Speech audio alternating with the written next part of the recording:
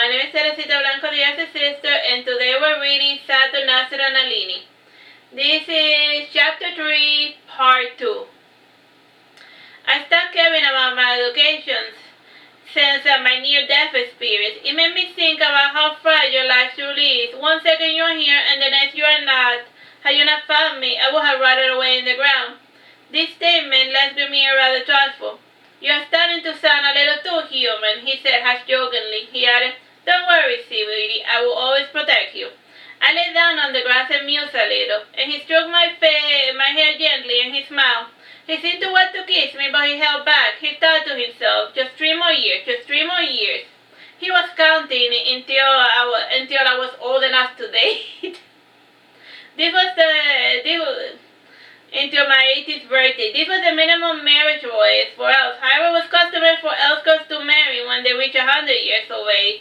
It was rare for girls to be wed so young. Even those that married could still live with their family until the age of 60. Mating-wise, the legal mating age was 300, and couples were expected to get to know each other for 200 more years. That may sound like a ridiculously long waiting period to finally consummate a marriage. However, we're talking elf lifespan, and 200 years is nothing to them. As for mating, the elves only mated for reproduction purposes. Some elves like mating a little bit too much, far more so than humans. However, that only applied to what they call aberrations, that had faint traces of human blood running through their veins. My muses created an eerie silence between us, and to break the chilly mood, Grimir started playing his flute. The tunes he played were often melancholy, and the hollow of his flute made even happy music sound depressing. Then again, the sad tones had more to do with Grimir's mood. He wore a melancholy like a cloak, like a batch of water, and he took it with him wherever he went. The tune he played obviously made me feel sad, and to lighten his mood, I joined with my own music. And the music I played filled his mind with images of open plains, flowers, and beautiful birds. And my music succeeded in changing his mood. When we stopped playing, Grimir became aware of the eerie silence in the forest, and he started to grow paranoid. He started to rise, but I detained him. My warm smile made him relax. He was still a bit paranoid about the silence, but then the sun was beginning to set. Grimir guided me back to my mansion, and when we arrived at the entrance, I had the eerie feeling that my father was glaring at us from his high window. Grimir too seemed to feel that he was unwelcome. He said nothing, but simply departed to his castle. I went reluctantly back to my home. La Donna was waiting for me when I arrived, and she led me back to my room. And once inside, she bathed and clothed me, and she left me alone when she was done. And like before, I stayed up all night playing my flute, and I thought I was in a new body, and it was slowly becoming more like my old form. And the first signs of change was my insomnia. And around midnight, I was visited by that assassin I knew. It had been several months since last we spoke, and I stopped playing my flute when he entered my room, and he sat at the edge of my bed, and he seemed to be measuring his words. He said, Did you cause this madness? I said, In answer to your question, yes, I was the one who caused the madness, and I think you were also afflicted. How did it feel to go insane? He cheerfully jumped to his feet, and hugging his shoulder, he said, It felt amazing. It was as if I was a child or a baby again, and there was nothing keeping me from doing whatever the hell I felt like. That was just a small taste of what it feels to be this awesome, I repeated while jumping on top of my bed. Shh, you will wake up the others, he rebuked. Wake up, I continued while jumping. He got closer to me, and he made a gesture to stop me from jumping. However, he thought that it was not wise to interfere, yet let alone lay a finger on me, because he was afraid of me. And from the other room, I had a banging sound, and my father snapped, Shut up, Nalini! Don't make me use a sleep spell on you again! Hearing his rebukes made me quiet down, and I felt inside me Nalini's fear. She truly was afraid of the tyrant of her father that would hex her whenever he found her remotely annoying. As for me, I was half tempted of pushing my luck a little further. However, my assassin's splitting glasses made me shut up. An hour's silence soon followed, and we were both waiting for my father to fall asleep before continuing our conversation. and while I waited, I fiddled with my flute, but without blowing into it. And my assassin sat by the window, resting his face on his hand, and his face was focused on the Titan moon. And he was not looking at the moon per se, rather he was using the moon to space out. Time, bro? 9 minutes. His thoughts were interrupted by a hooting. The owl's presence was distracting because there were no owls in the forest, and the curious bird caught his attention as a joker whispered to him, "That is not an owl." He held a finger to his mouth and he urged me to be silent. I walked over to the window to observe the owl. Upon closer inspection, I concluded that it really wasn't an owl. Well, the owl really had the appearance of an owl. However, none of its characteristics were remotely similar to the owls natives to this world. The owl in question had a black soot head with a pair of large brown eyes. Her feathers were dark brown with white spots on top, and on her belly the owl had a white grayish feather. Unlike most owls, this one had its legs exposed, and much to Isaac's chagrin, the owl started screeching, and the horrible sound it made echoed throughout the owl city, and in no time everyone from the nearby vicinity started waking up. In vain we tried shooing the owl away. I threw a teacup and 2 dolls at the owl, and the owl dodged them after circling over the tree while screeching. And my assassin even went as far as to try shooting darts at it, and he nodded his bow and he shot right at the mark, and the arrow bent around an invisible force field around the owl. Frowning, the assassin said, "Nalini, when you're right, that is not an owl." So he shot an arrow at it, and the arrow just bent around a barrier. I made a gesture to him to sheath his bow, and I made a perfect imitation of the owl screeching. And the noise lured the owl to my window, and I opened my window, and it gracefully landed on my teacup. And from up close, the tiny owl looked even punier. And I played my flute, and it made the owl quiet down. And I felt that my father was walking across the hallway, and I gave the teacup with the magical owl to the assassin, and I urged him to hide inside the closet.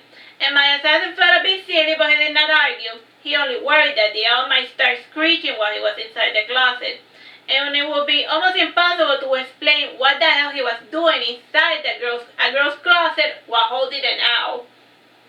Like, how would you explain that you open the closet and it's like a dude holding an owl? When my father arrived, he was furious. He grabbed me by the arm and he yelled, "Have you gone insane? Haven't you shamed your family enough with your failures?" Coolly, I said to him, "What are you talking about?"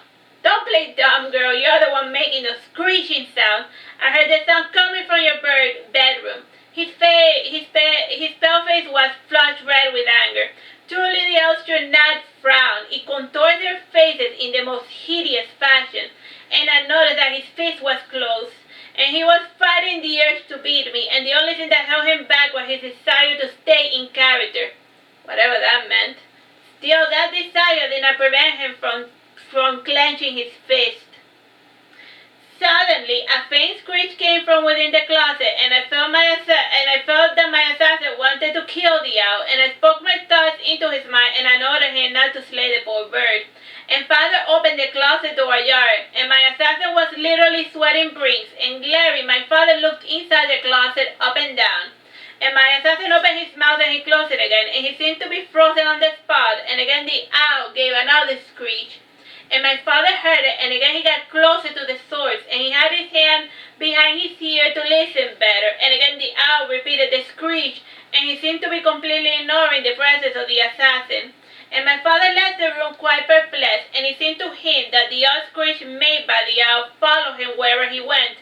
And when he returned to bed, he resolved to ignore the sound made by the ungodly owl, and he concluded it had something to do with the strange madness that had fallen over the elves a few months ago, and he almost fancied that he was going half mad as well. And when I felt he was asleep, I opened the closet door. Giggling, I said, "You can come out of the closet now." My assassin meekly away, and he sat at the edge of the bed, was still holding on to the teacup that had the owl. The owl made a cute jerking motion with his head and gave another screech. Almost afraid to speak, he whispered, Did he see me?" I took the teacup from his hand and I stroked the owl's head gently. "Time, bro?" 5 minutes. The owl was pleased by my caress, and in response to my kindness, he gave another loud screech. And seeing that my assassin was not recovering from his shock, I snapped, "Dude, relax.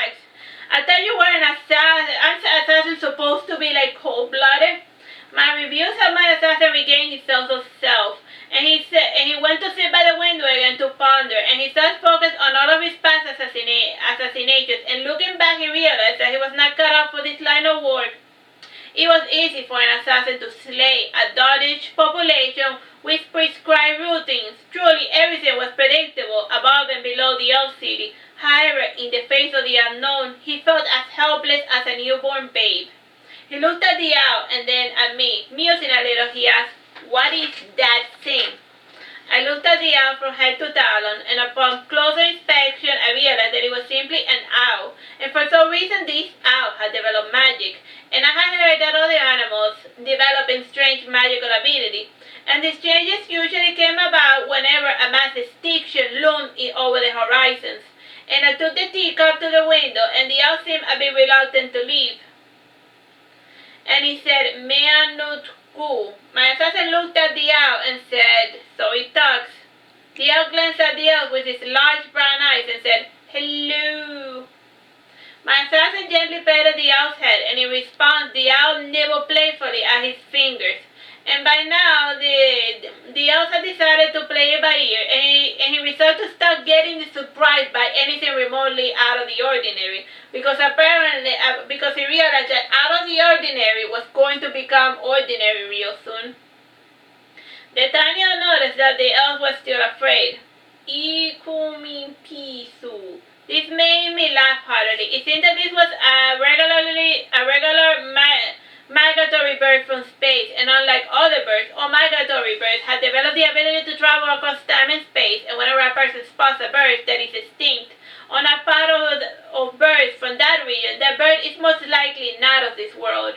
And the number of these strange birds never dwindles, and they neither age nor eat, and because of their travels, they pick up strange abilities, and their behavior is dictated by millenniums of instinct.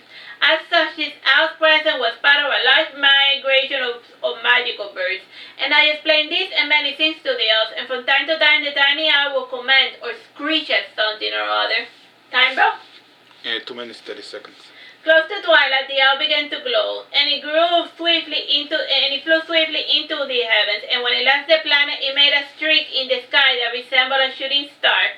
This was complemented by hundreds of others, and it was a beautiful sight to behold, which only lasted 10 minutes, and only we were the silent witness to this magical wonder, and the rest of the Elven city was still asleep. My assassin yawned, and he stretched a little. Before leaving, he said, "Got to get going before the sun rises. Good night, Nalini." Waving at him, I said, "Goodbye, Mr. Killer." Alright, that's the end